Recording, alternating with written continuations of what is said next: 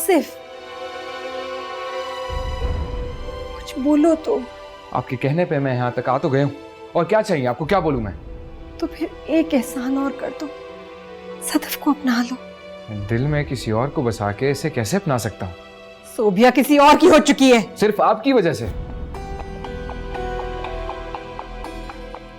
आसिफ तुम जानते हो वो अपनी मर्जी से आमिर के रिश्ते के लिए राजी हुई है। आप मेरे लिए उसके आगे स्टैंड नहीं ले सकी, और अब आप ये चाहती है कि मैं आपकी बहन की बेटी से निकाह कर लूं।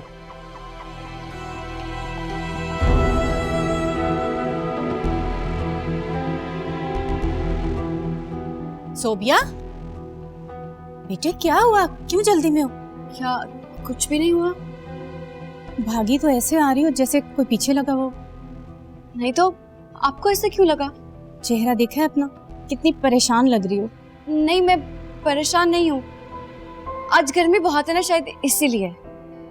अच्छा, मैं तुम्हारे लिए शरबत बनाती हूँ, तुम जाके हाथ मुंह धो लो, फिर खाना भी खा लेना। नहीं अम्मी, मैं खाना खा कर आई हूँ कॉलेज से, मैं बस थोड़ी देर सो जाती हूँ। हाँ, मैंने कहा भी था कि आज कॉलेज मत जाओ, लेकिन मेरी सुनती कहाँ है ये लड़की।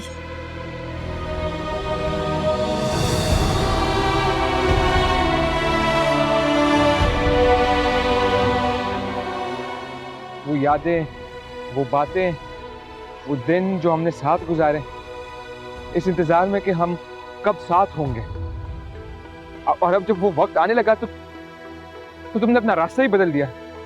तुम भूल गई, तुम्हें कुछ याद नहीं है।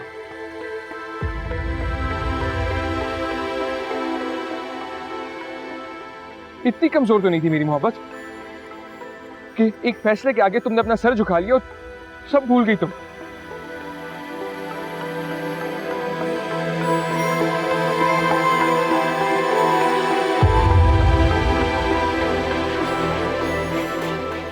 सिर्फ मेरी मजबूरी समझो बेटा। आपकी मजबूरी और मेरी मोहब्बत का क्या?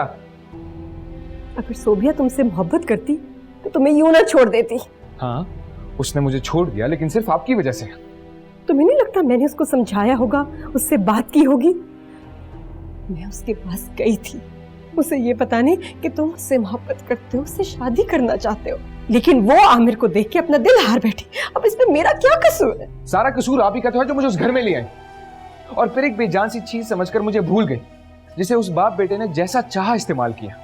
खिलौने देकर छीने, अच्छा खाना भी खिलाया तो इस नजर से ताकि मैं बाद में अपने आप से भी नजरें ना मिला सकूं। हमेशा मुझे महरूमियत का एहसास दिलाया, पढ़ाई में मेरा हक छीनकर अपने बेटे को दे दिया, इतनी नफरत की कि मुझसे मेरी मोहब्बत छीन ली, और आप हमेशा की तरह उन्हीं की तरफ खड़ी रही। इससे तो अच्छा था कि आप मुझे छोड़कर उस घर में चली जाती, मुझे कहीं बाहर छोड़ देती। क्यों किया आपने ये सब मेरे साथ?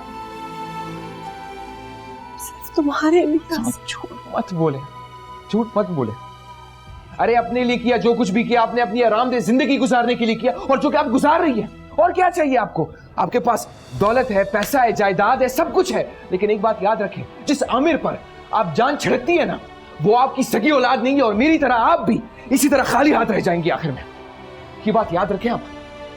बहुत जहर भरा हुआ है तुम्हारे दिल में, लेकिन ये भी हकीकत है कि अगर मैंने शादी की मजीद से तो सिर्फ तुम्हारे लिए। बहस करते हैं।